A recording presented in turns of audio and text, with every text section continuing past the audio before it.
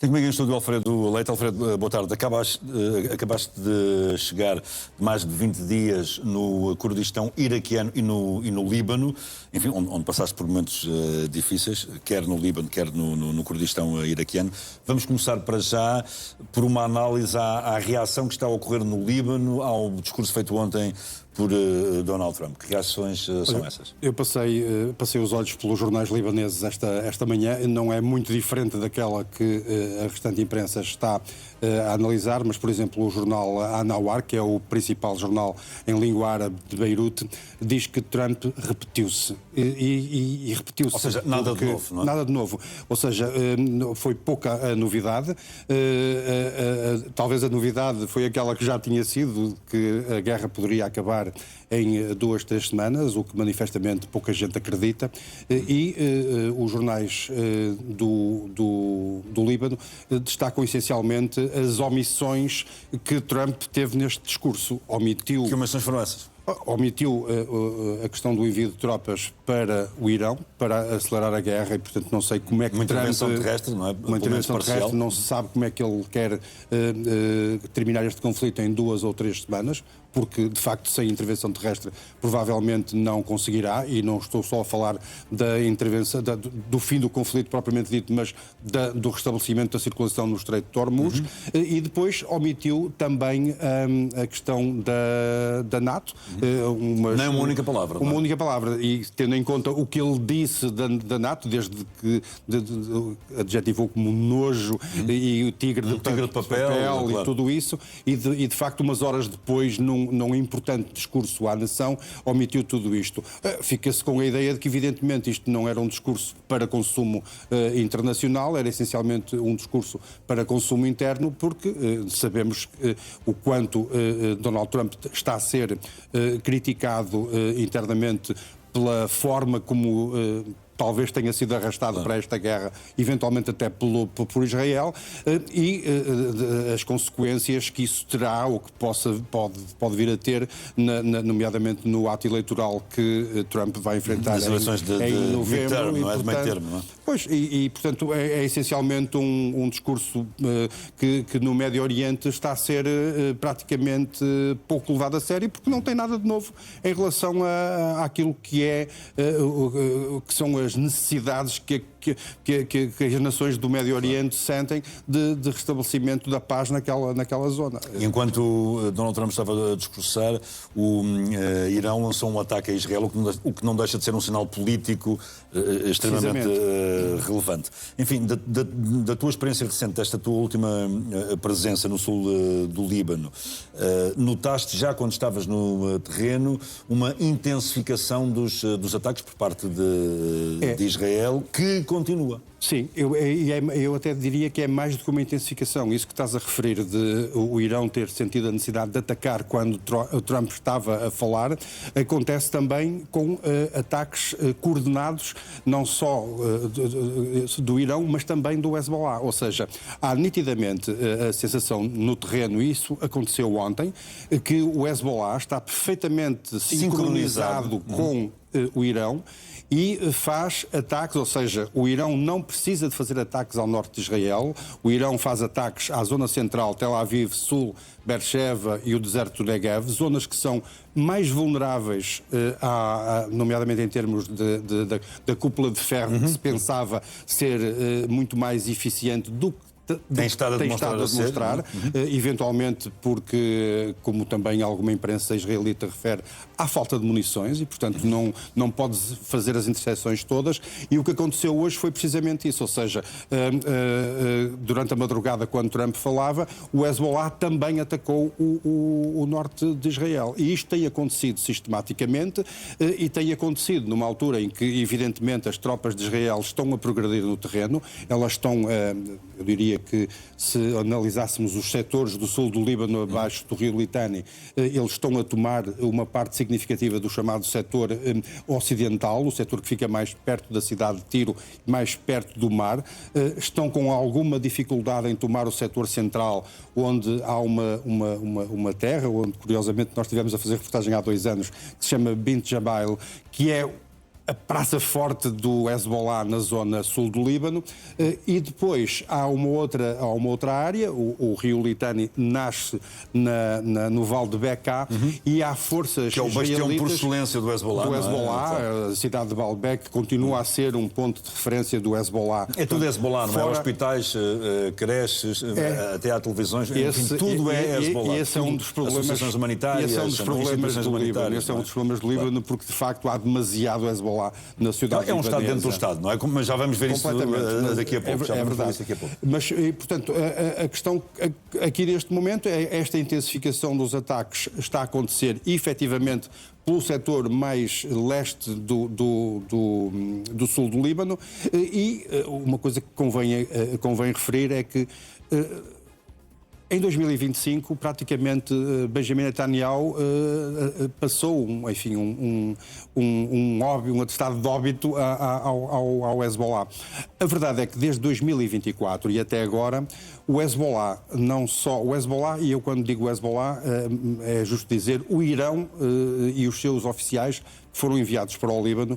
O Hezbollah reequipou-se, reforçou a sua capacidade em termos de armamento e de munições e, mais importante do que isso, reorganizou-se militarmente em termos das suas estruturas de desfia. Ou seja, abandonou uma estrutura piramidal de lideranças que tinha, por exemplo, na guerra de 2024, e passou a funcionar como células no terreno. Quer dizer... O que torna a missão de Israel muito mais difícil. Muito mais difícil, porque tu anulas uma célula, mas imediatamente sai outra. E o que tem acontecido é alguma surpresa em termos de armamento. Porque, por exemplo, eu tive a oportunidade de assistir a isso, estávamos a fazer uma entrevista num bairro de influência do Hezbollah, e de repente ouvimos os F-16 no ar, e os F-16 foram obrigados a lançar, enfim, aqueles flares que os protegem quando há uma ameaça de míssil, porque o Hezbollah lançou um míssil terra-ar contra um F-16. O que é um armamento já extremamente sofisticado. Exatamente.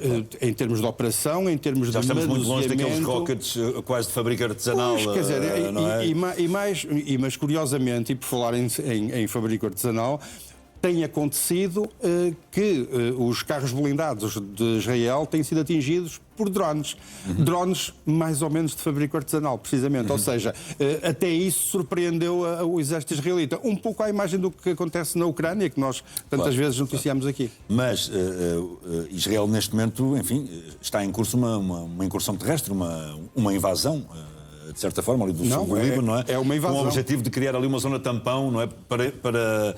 Para impedir ataques do Hezbollah para Israel. Repara. Esse plano, com as dificuldades que estás a referir, está mesmo assim a ser bem sucedido ou ainda falta muito para Israel conseguir criar ali uma zona tampão de segurança? Olha, bem sucedido depende da perspectiva do beligerante. Eu acho que na perspectiva israelita o que está a haver uma progressão no terreno, é certo.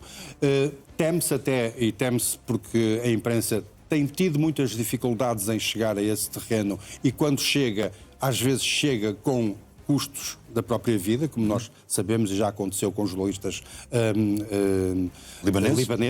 3 jornalistas libaneses que Israel diz que são, na realidade, terroristas do Hezbollah. Não apresenta provas. É certo que um deles trabalha para o órgão oficial do Hezbollah, isso é certo, mas Israel sustentou... O órgão oficial de comunicação.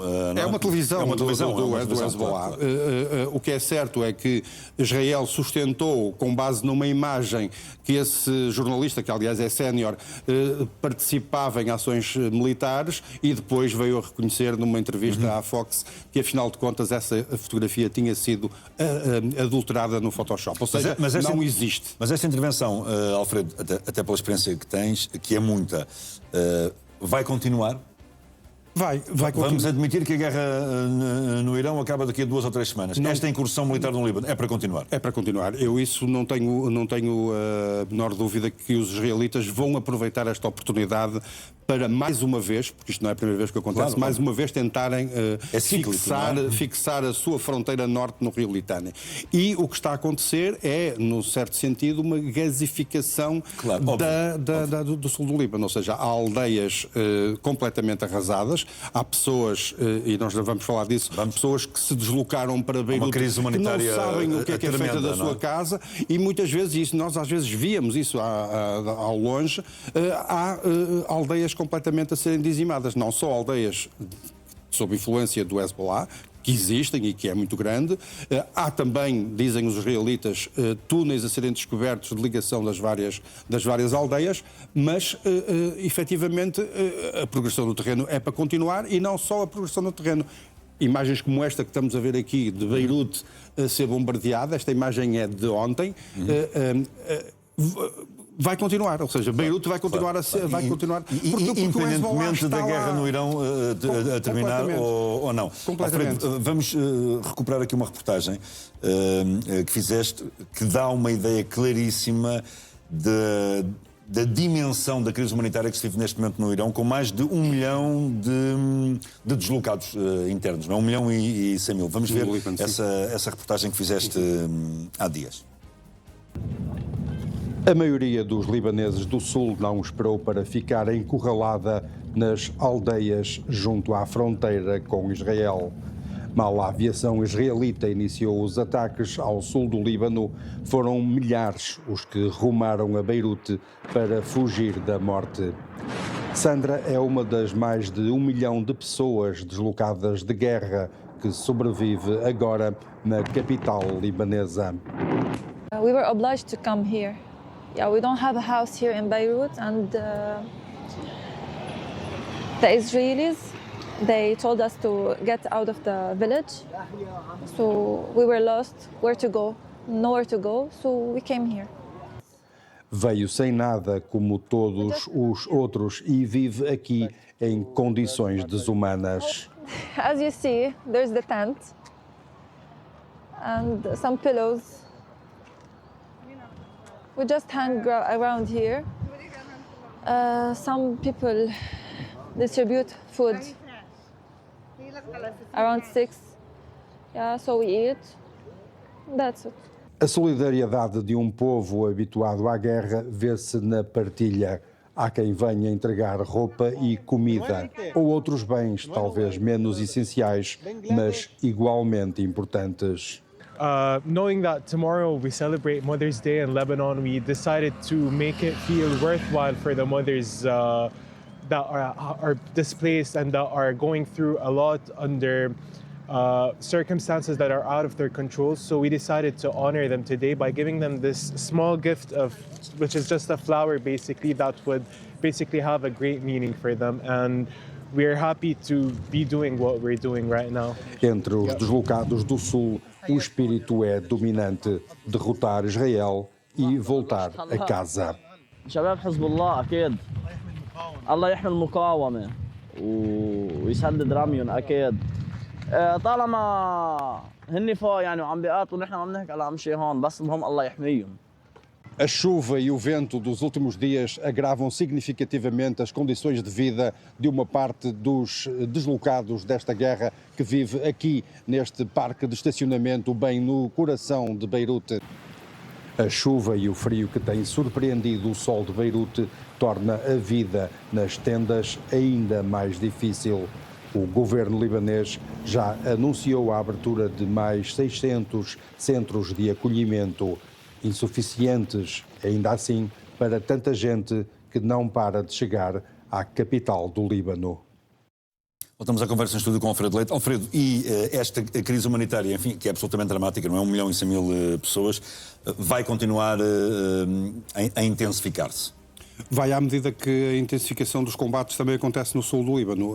Convém lembrar que o Líbano é um país tradicionalmente muito pressionado por fluxos migratórios, tanto do estrangeiro como internos, porque Pelo Val do Bekaa, por exemplo, chegam os refugiados sírios, há muitos refugiados palestinianos na zona sul de Beirute e Beirute é uma cidade pequena, apesar de tudo, ou seja, não tem capacidade, nem tem infraestruturas para receber tanta gente. Ora, com esta ofensiva no sul por parte de Israel, que convém também recordar, já destruiu praticamente todas as pontes sobre o rio Litânia, à exceção de uma que é...